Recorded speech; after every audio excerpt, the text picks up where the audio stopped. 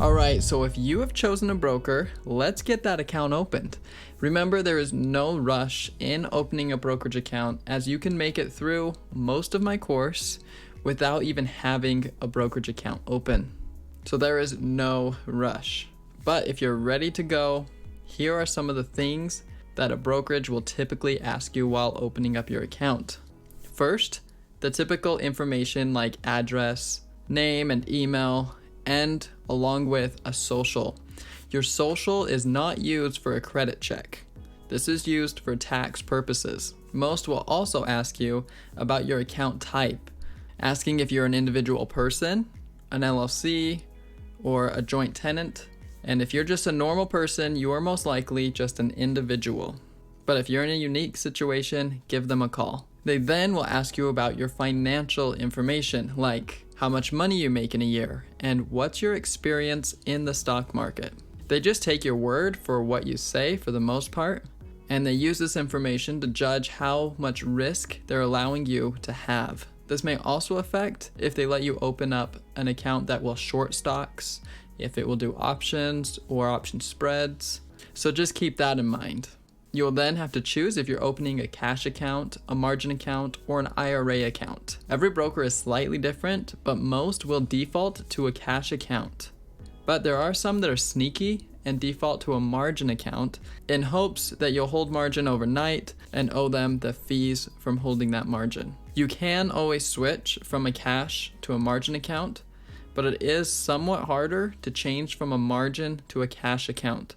Some brokers won't even let you do it, or they'll say if you change this to a cash account, you have to stay at a cash account. We won't offer margin for you anymore. Just remember the pros and the cons of the cash and the margin account and make a plan for that, especially when thinking about the pattern day trade rule.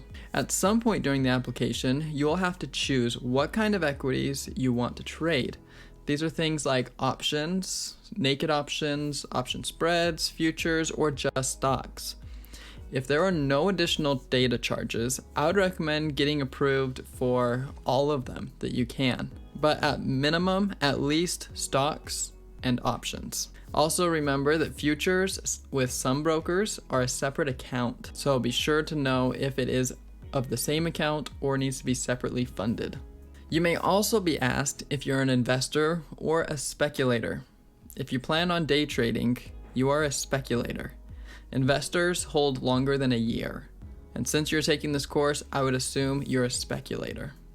Last, you will have to fund your account. Some brokers have a minimum deposit and a maximum deposit, so be sure to look at the fine print about that. And most brokers will allow you to set up at least one ACH to link to the account. Most will give you those micro deposits that you have to confirm, and then your account will be linked.